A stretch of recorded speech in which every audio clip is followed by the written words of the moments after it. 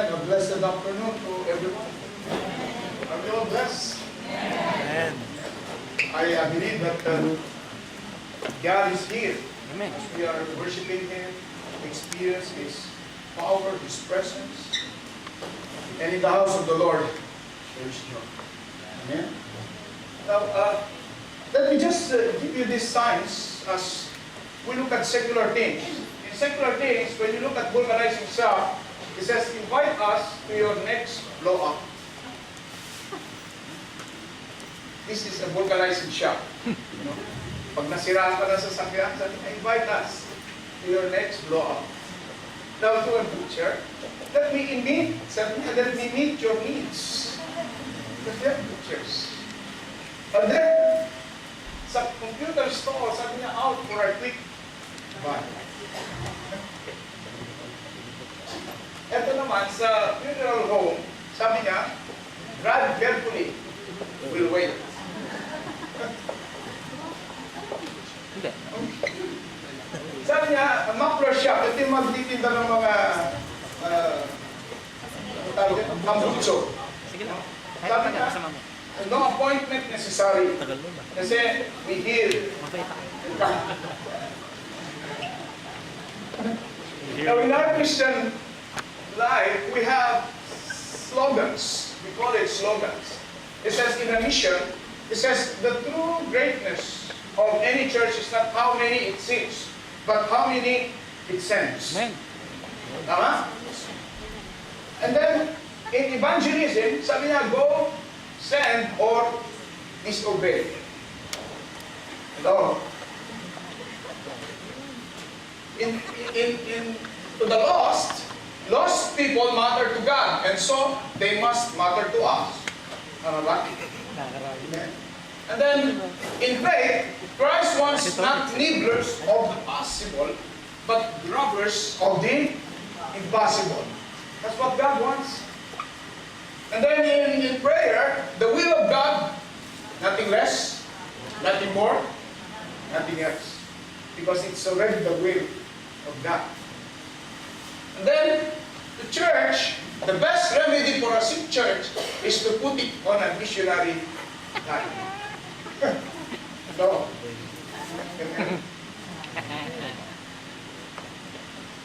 The Bible, it says, better ideas, better life. But the Bible says it all. If you want better life, if you want better ideas, the Bible says it all. Amen? Why? Because the Bible, unlike wine, does not improve with age, but its good news is forever great.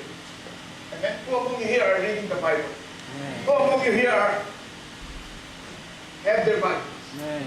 Do we have do you have our Bibles? Amen? Can we wave our Bibles? Amen? Can we all stand as we wave our Bibles? It's not only that you have the Bible, but we must read the Bible because it says, better ideas, better life. The Bible says it all. It's all in the Bible. If you don't have the Bible, please buy. Sabi nga sa Bible, kung wala kang Biblia, pagbili mo yung bahay mo, at bumili ka ng Bible, it's true. It's in the Bible. Amen? Kaya kung wala kang Bible, bumili ka. Amen? Sapagkat nandiyan lahat. Now, can you all stand as we lift our Bibles and recite our Bible declaration? If you don't have that Bible, put your hands on top of your heart and repeat this one. Say it on a loud voice. Say it on top of our voice. Say it. This is my Bible. This is my Bible. This is my Bible. This is my I Bible. am what it says I am. I am what it I says am what it I says am. I can do. I am what it says I can do. Today I will be taught Today I will be the taught Word of God. the Word of I God. boldly confess. I boldly My mind confess. is alert. My mind is My alert. heart is receptive. My heart is I'm about to receive I'm about to the receive incorruptible, indestructible, everlasting seed, everlasting the Word of God. the Word of I will God. never be the same. I will never be I the will same. never be the same. I will never be the same. Never. Never, I will never. never be the same. I will never be the In same. Jesus' name. In Jesus' name. Amen. Let's remain standing as we pray. Heavenly Father, in the name of Jesus, may the power of the Holy Spirit, Lord, speak, O God, to your people, Lord God. As we understand your word, O God, Lord, May your anointing, Lord God, be, Lord God, to each and every one of us. And wisdom, Lord God, Lord, that we may understand your word. And not only understand your word, but we will apply it, Lord God, and we will challenge, Lord God, according, Lord God, to your word today, Lord. Father, it is you, Lord God, who takes control. It is you who will speak, Lord God. And we want to thank you, Lord God, in advance, because there will be blessings, Lord God, as we, Lord God, continue to know your word, continue to obey your word. And we want to bring it back all the highest praise, glory, honor, and power. In Jesus' name we pray. And all the saints of God will say, Amen. Amen. Amen. Let us all be seated.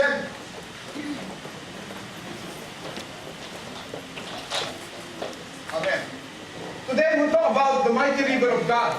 And this passage, that a prophetic passage that was given in the Bible, was really a prophetic passage to the nation of Israel. It was given to them as Ezekiel establishes the coming back of our Lord Jesus Christ in the millennial kingdom. In the millennial kingdom where He reigns for 1,000 years. And in that 1,000 years there will be healing, there will be restorations, and there will be revival. You might be saying, it is for the nation of Israel. Yes, it is. But brothers and sisters, I believe that it has a practical application in our generation, in our time, in our situation. Amen. The river of God talks about progression. The mighty river of God talks about progression. It talks about how deep, and as it goes deeper and deeper, as it flows, it represents the outpouring of the power of the Holy Spirit. It represents the outpouring of the Holy Spirit in the last days. In the last days. And I believe that God He gave this message to us. I believe He is challenging us.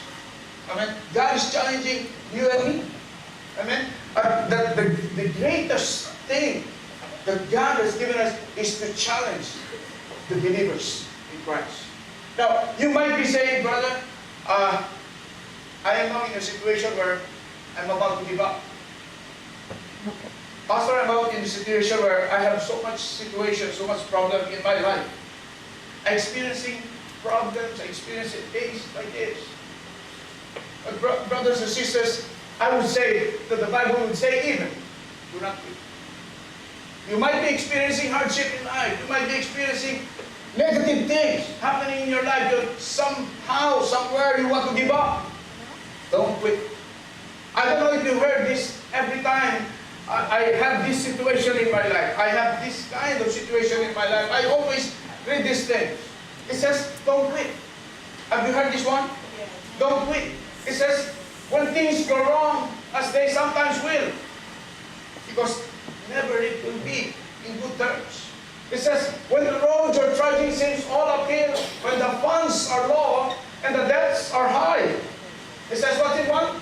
And you want to smile, but you have to sigh. And then it says, when care is pressing you down a bit, rest if you must, but don't you quit.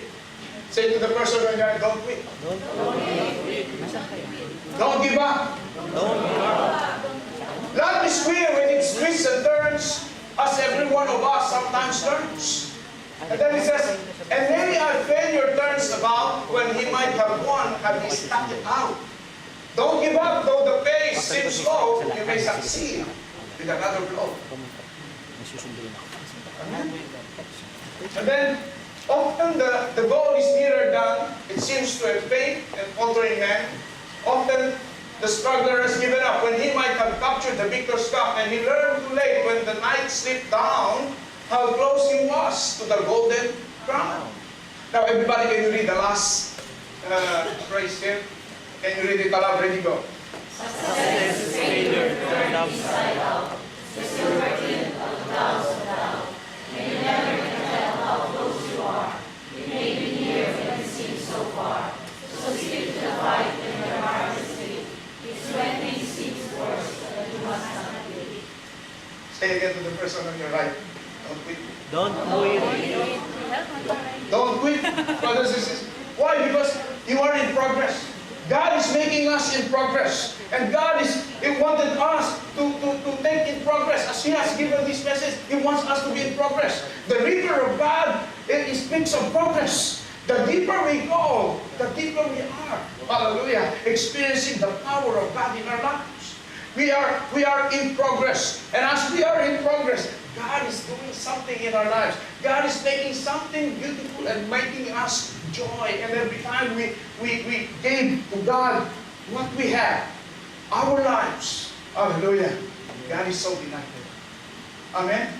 Sabihin mo nga sa sarili mo, I am in progress. I am in progress. I'm on my way to perfection.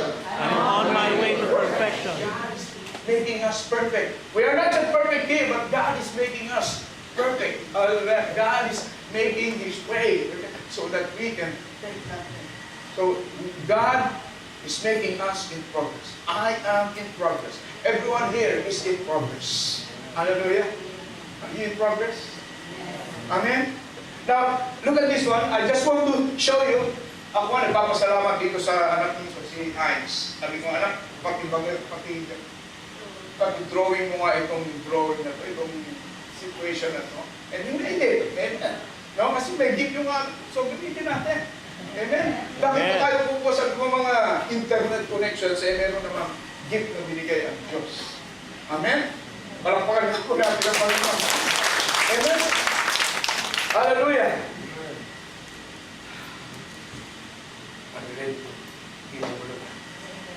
Hallelujah. God is excited as we are excited in things like this. It says, when in the Bible it says, the water that flows towards the east, it flows towards the east. And as it flows towards the east, there is something. It says, step into the mighty river of God. This is what we are going to study today. Step into the mighty river of God. Everybody say, step into the mighty river of God. Step into the mighty river of God. Tell your neighbor, I'm on process. I'm on progress. I'm on my way to progress. Hallelujah. Let's begin with this verse. It says in Ezekiel verse 1, it says that then He brought me back to the door of the temple, and there was water flowing. It says flowing from under the threshold of the temple toward the east. Toward the east. Everybody say toward the east. Toward the east. For the front of the temple faced east, and the water was flowing from under the right side of the temple, south of the altar. He brought me out of my way to the north gate and led me around to the outside of the outer gate that faces east, and there was water running out. So if you look at this one, he saw a river as he enters the door. See, he saw a river as he enters the door, and the river is flowing towards the east. Amen? Now, it says there that he saw a river as he enters the door. And did you know that Jesus is the door? Amen? In John 10:9, it is the source. It is the source that Jesus, He said, I am the door. By me, if any man enter in, He says, he shall be saved and shall go in and out and find pasture. Now, Jesus is the door. Christian life begins as we receive Jesus as our Lord and Savior. The Christian life begins when we receive Him as our Lord and Savior. And Christ is the beginning of our Christian life. Amen? So, let's just establish this, brothers and sisters, that it is the source, that at the door is our Lord Jesus Christ. And as we enter into the door, as we receive Him as our Lord and Savior, the life of a Christian begins. The race begins. Hallelujah. And the power of God begins. Amen? So that when we receive Him, that's the time that the beginning of our Christian life. Amen? Now, the thing is, do we know when we receive Him as our Lord and Savior? Nakalimutan nyo na. Pero yung birthday nyo dito sa lupang ito, alam na alam mo. Amen? Pero nung araw na kinilala mo ang Panginoon, hindi mo alam. Amen? But we should know that. Amen? Kaya kung ikaw ay kumilala sa Panginoon, yun yung spiritual birthday mo. Amen? Alam niyo ba yung spiritual birthday nyo? Hindi. Amen? Ako, alam ko, July 20, 2001. And I remember that day. Umiiyak ko sa Diyos. Sapagkat napakabuti pala ng Diyos sa taong pakasalanan ng Panginoon. And that was the beginning of my Christian life. Amen? When I received Him as my Lord and Savior. Amen? So, as I said, He is the door. Jesus is the door. The story begins at the door. And Jesus is the door.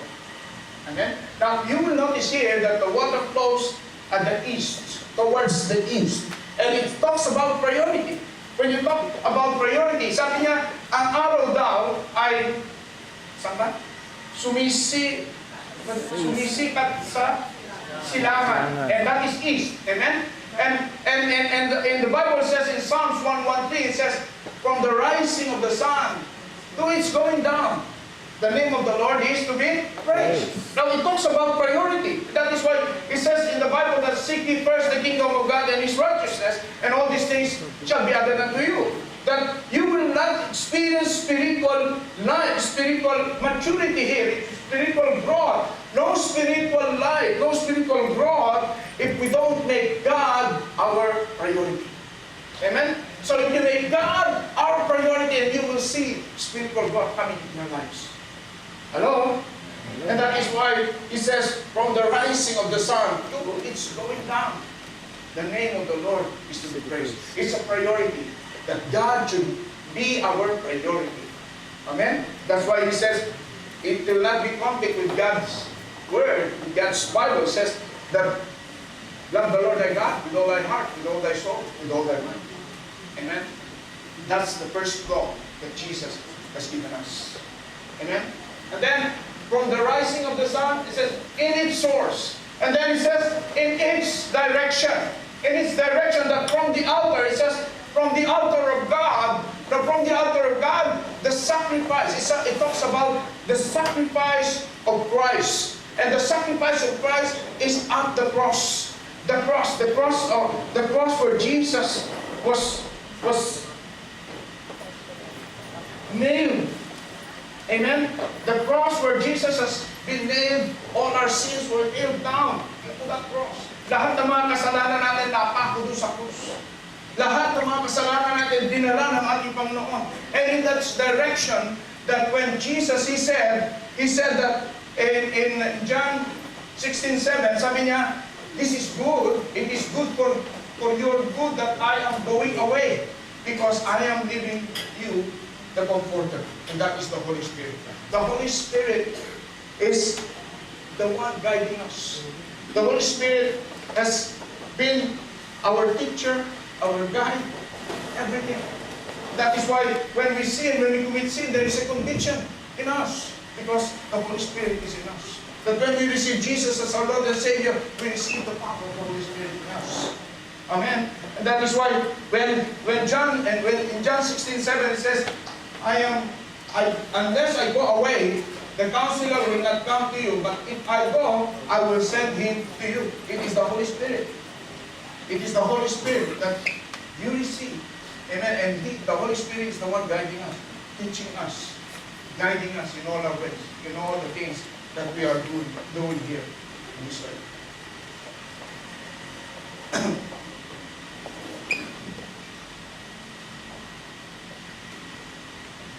Now, look at this one. Its direction. Brothers and sisters, its direction is towards the En-Gedi and En-Gedi. Now, it talks about the direction from the altar where the Holy Spirit goes to the water. It goes to the water, and you will notice there is no tributary here. There is no such tributary. It is only one direction, going to the place where the dead and alive. Going to the dead and alive. Now it means that there is no tributary. It means that Christ alone is sufficient. Amen. To make those alive and dead see to be alive. Hallelujah. Amen. And this is the direction. And there is no tributaries in that particular river, because Jesus is only sufficient. He's the only way. He is the only way, the truth, and the life. No one comes to the Father except through Him. Amen. So, its direction. And the third one is its force. There is no such force that river gives. It has its own force. It has its own strength. Because it comes from the throne of God. It comes from the altar of God. And when it comes to the altar of God, it possesses its own power. And it means that it has its own power. It doesn't need any power. In other words, that God doesn't need us. God doesn't need you, but He wants you to obey His word. God has superseded us. God has superseded us, because He superseded us, He wants us to be a part in the kingdom business of God.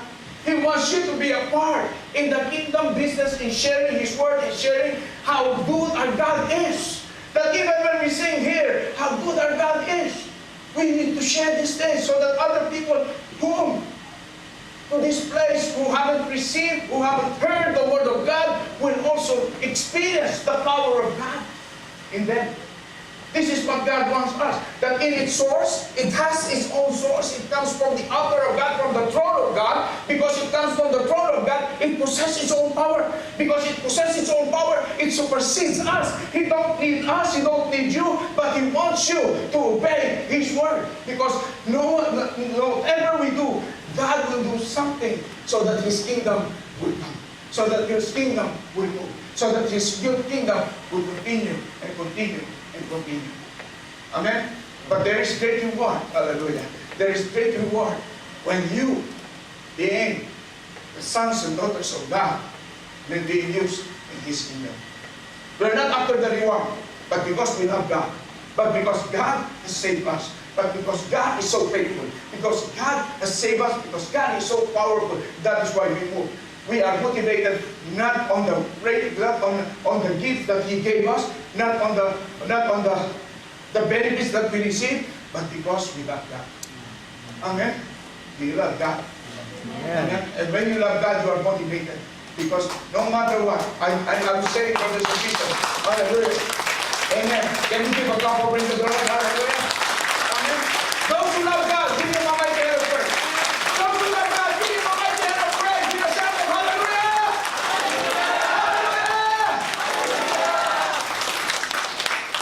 That response, amen, that gives our response to how God loved us. And that is why He said, in its force, in its direction, and in its source. As He saw, as Ezekiel was brought by the angel, and he saw the river at the door.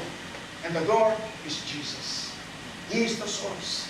And at the door, in the altar, from the altar where the altar of sacrifice of our Lord Jesus Christ, and that is the cross. And there is power in the throne of God. And that throne of God has the power to supersede us. It has a power, hallelujah, to make all those dead and alive become alive. Amen?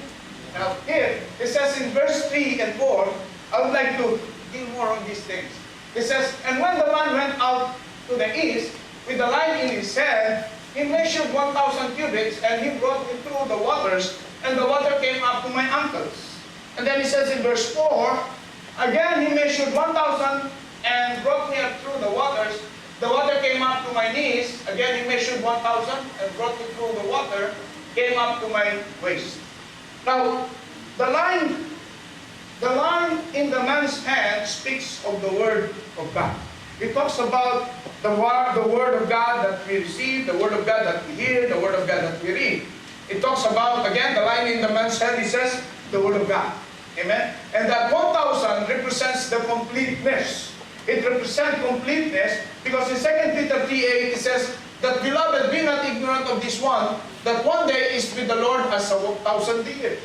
So 1,000 years for us is just one day to the Lord. Amen? And then he says, and 1,000 years as one day. Hallelujah. It's just one day to the Lord. And that 1,000 years reigning, we will have a better teaching for that one. The reigning of our Lord in the millennial kingdom. Iba po yan kasi mahaba po yan. Amen? And then, 1 cubit is a way of measure. It means expectation of growth in our Christian life. So, a cubit is a measure or an expectation of growth in our Christian life. Now, who among you here have been attending Bible studies? Amen. Who among you here is attending worship practice? Amen. Who among you here are attending trainings and seminars for His glory? Amen. These are the things that expectations of God in our Christian life. The more that when we receive Jesus, it didn't stop there. When you receive Him, it did not stop there. Now look at this one. He tried different levels of water in verse 3 and 4. Look at this one. As he measured 1,000 cubits, as he measured water, that angel brought him to the water at ankle deep. Amen. Ankle deep. Now look at this one. Ankle deep is more of the flesh, less of the water. Now when you are in ankle deep, you can even play with it. Amen. Now ankle deep represents those who just receive Jesus as their Lord and Savior. Who among you here received Jesus as their Lord and Savior last month? Last 3 months? Last year?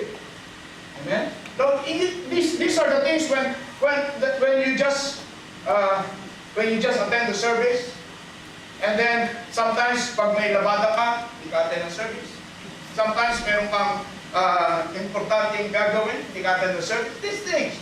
Like you are an ankle deep situation. Like, kung gusto mo pumunta, punta ka lang. Amen? Tinuloy ko na lang. Pag meron kang date, sa susunod na. Amen? These are things, ankle deep. No? Ankle deep. It's just more of the flesh, less of the water. And the water represents here is the outpouring, the Holy Spirit. Amen? Now, look at this one. You can still control it because it's just less of the water. You can wait.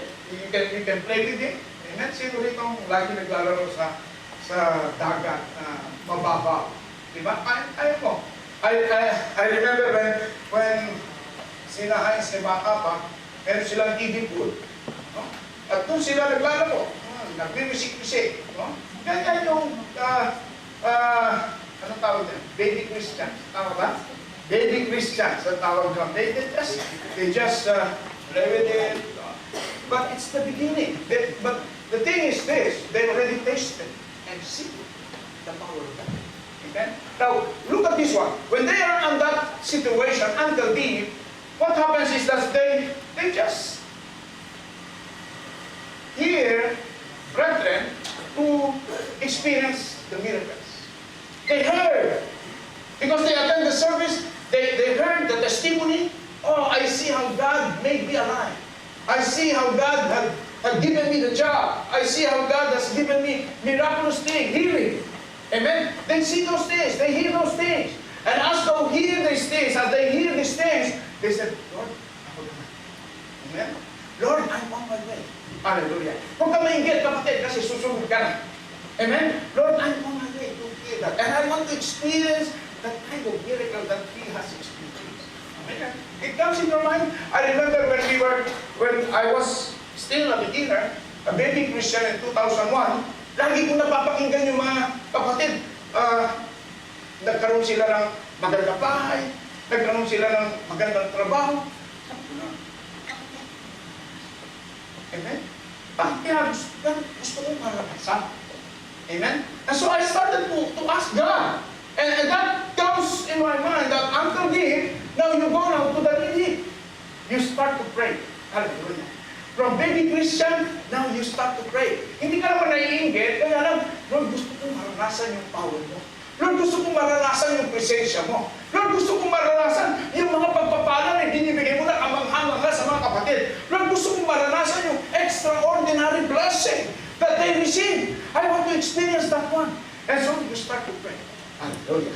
Amen? You started to, Lord, halos pinagpakaisa ka na. Lord, gusto kong maranasan yung ganung pangyayari sa iyo. Hello?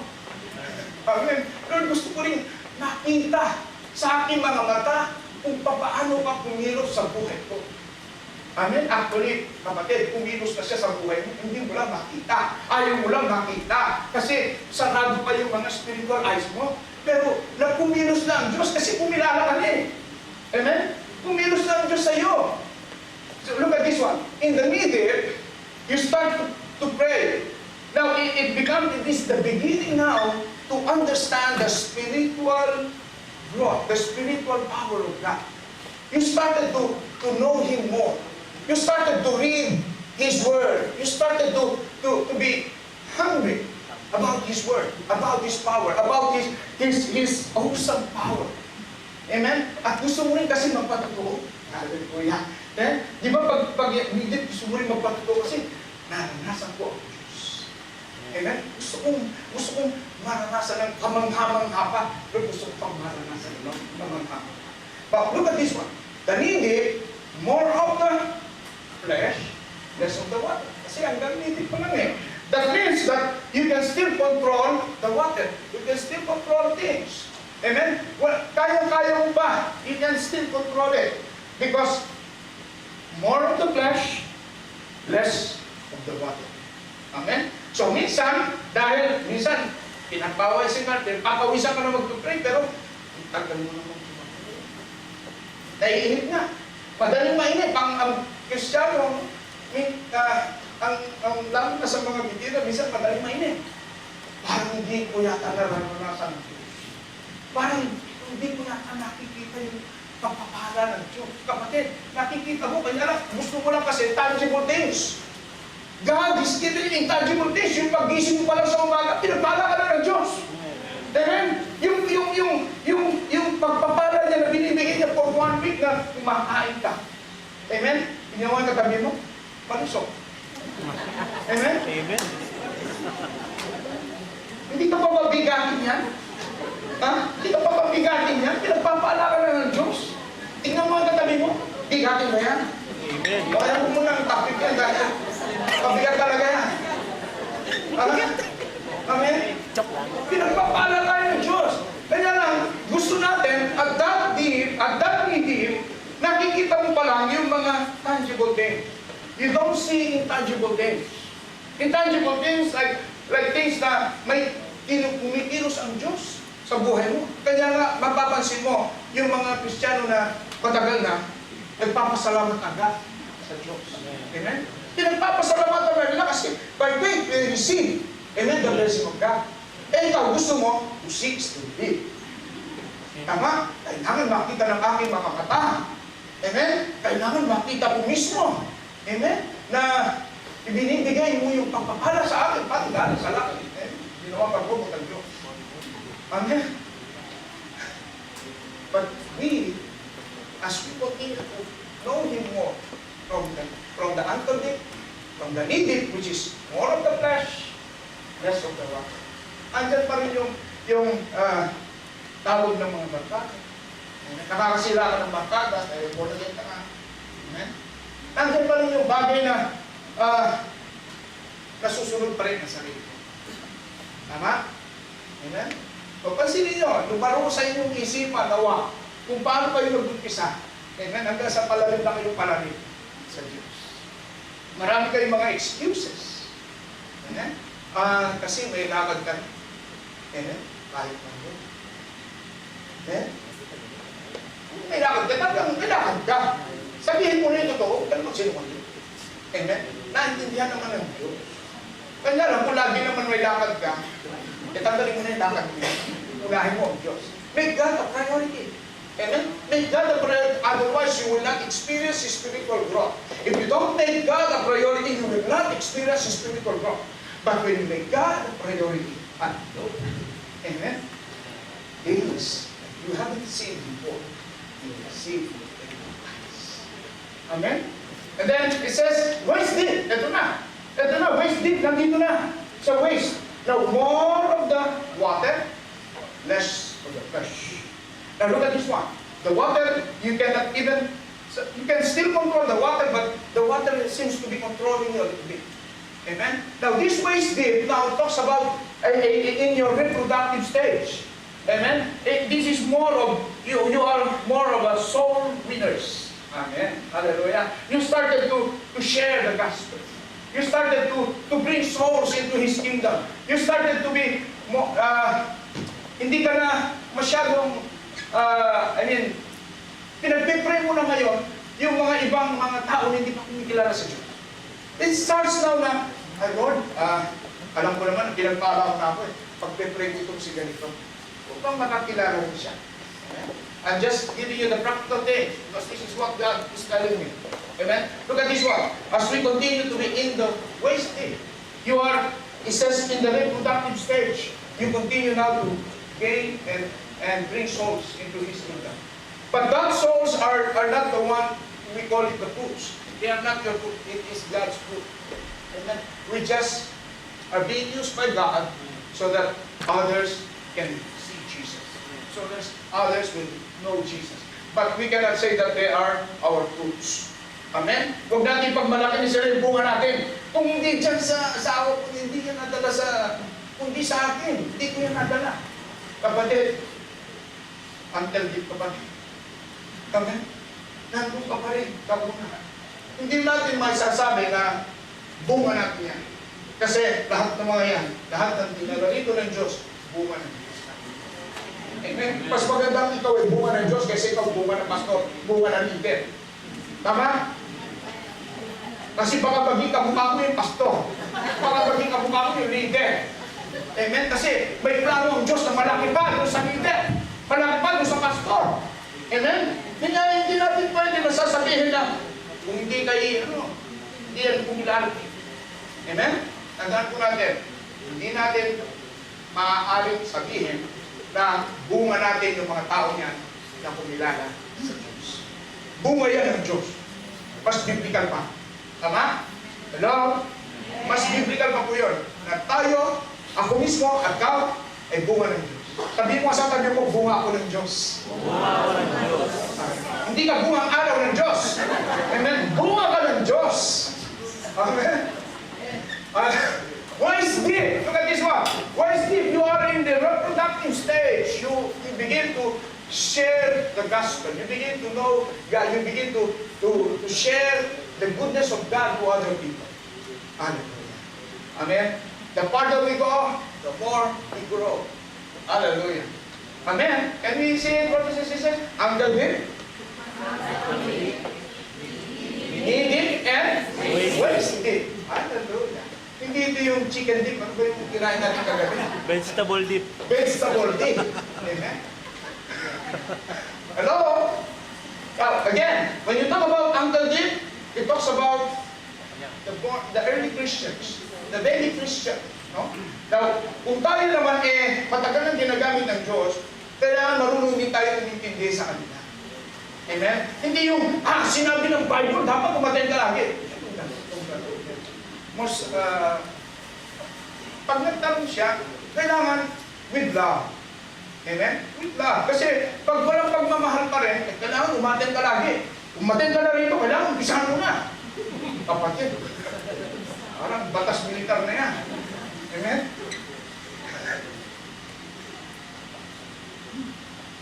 I just want to emphasize this kasi nakikita natin, nangyayari sa atin.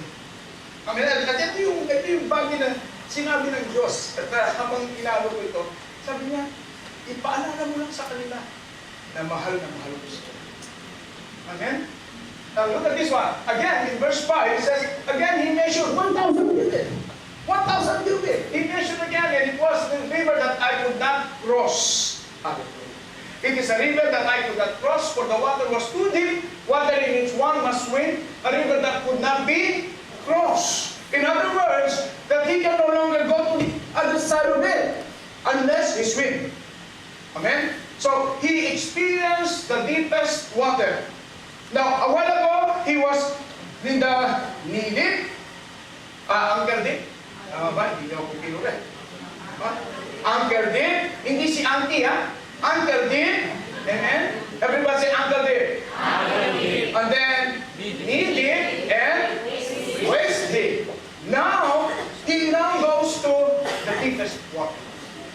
That in the deepest water, he is already submerged. Amen? He is already submerged. He is already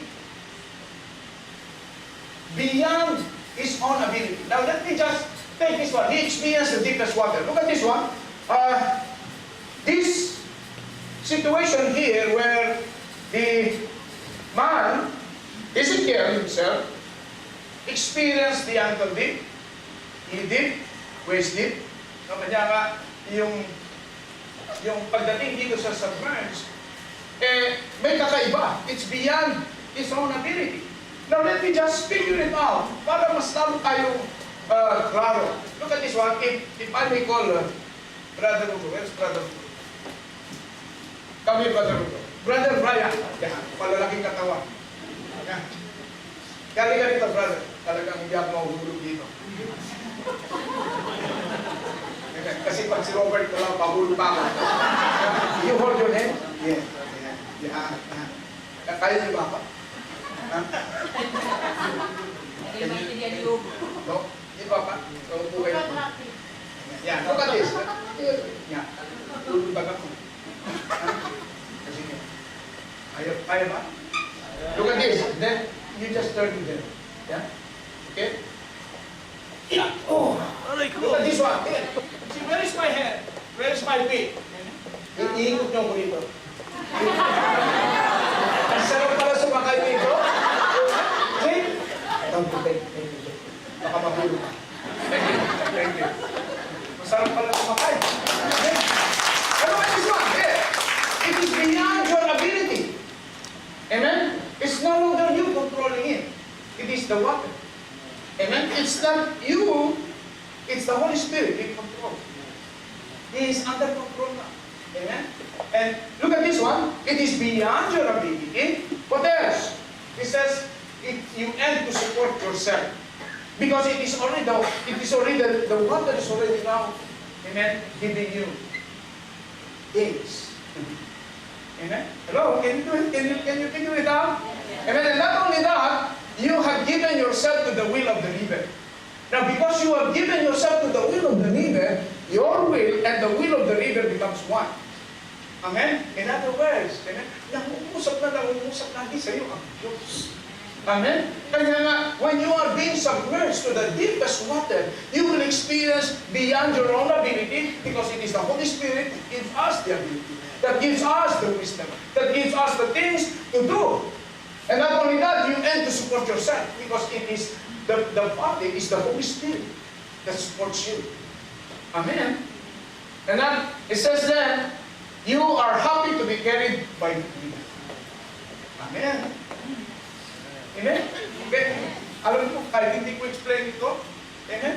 Nangungusap ang salita ng Diyos. Amen?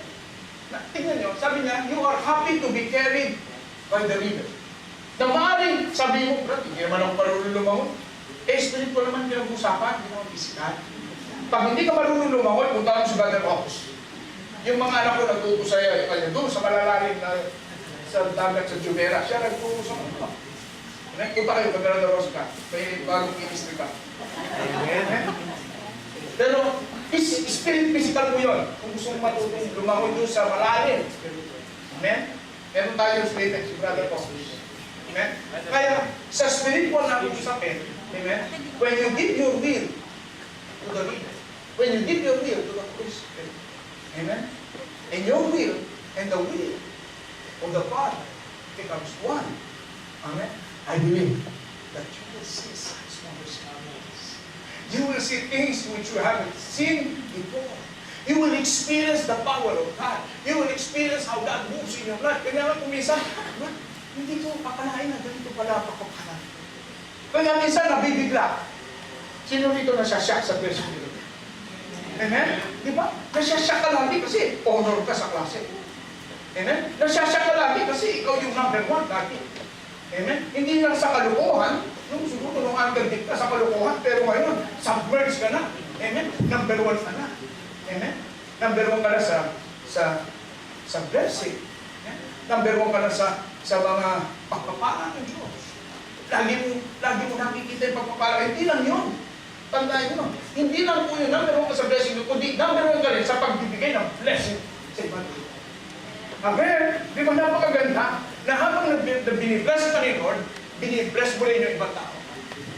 Amen? Yan ang gusto ng Diyos. Habang binibless mo ang ibang tao, ang Diyos naman, binibless mo lang, binibless. Amen? Siksik, binibless. Amen? Di ba napakaganda? Pag siksik, hindi ba yung makapag binibless, Lord? Hallelujah! Yung palakpak na yun para sa iyo. Yung palakpak para sa Diyos, yung mga pagpapala, yung mga pagpapala,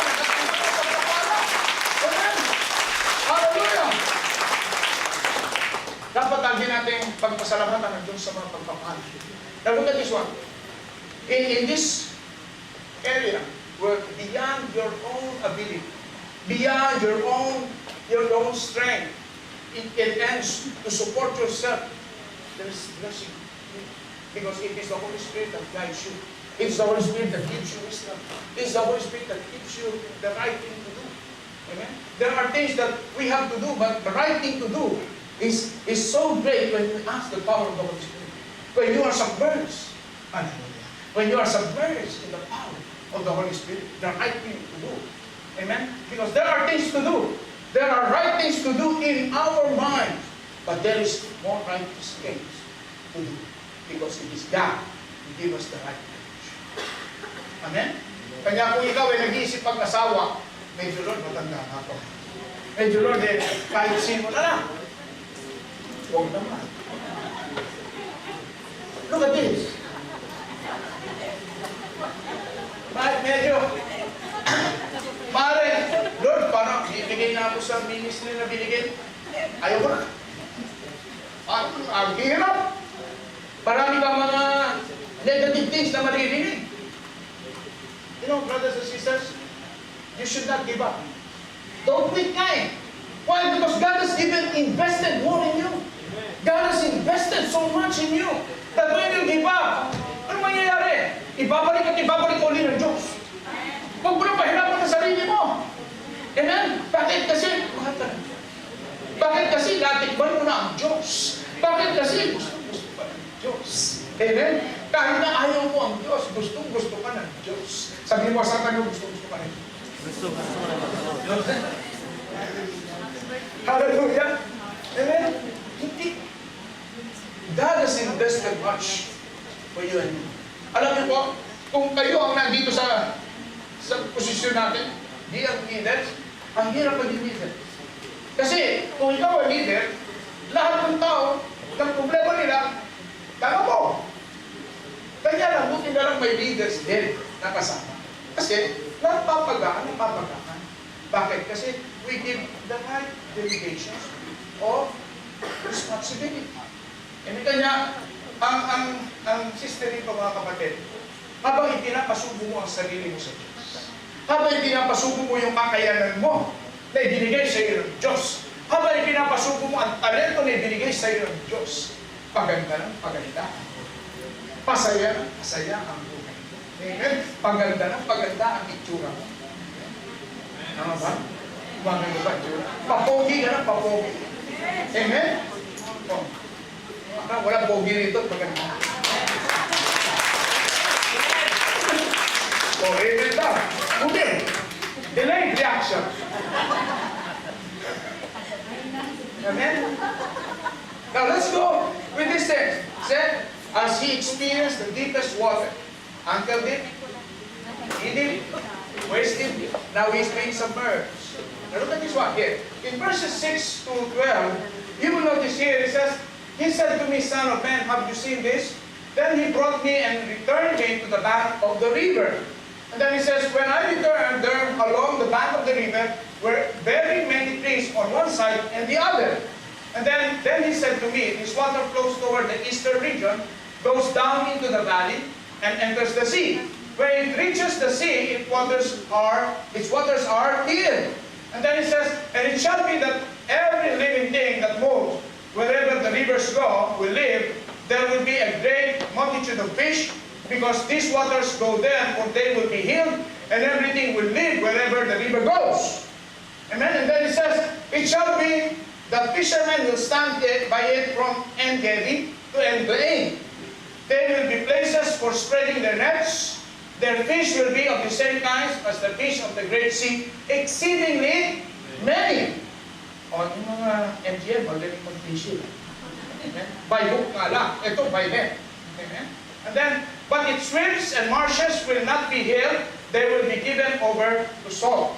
Now, along the bank of the river on this side, and that will grow all kinds of trees used for food. Their leaves will not wither, and their fruit will not fail. They will bear fruit every month, because their waters flow from the sanctuary. Their fruit will be for food, and their leaves for medicine. The last thing is this: in the presence of God.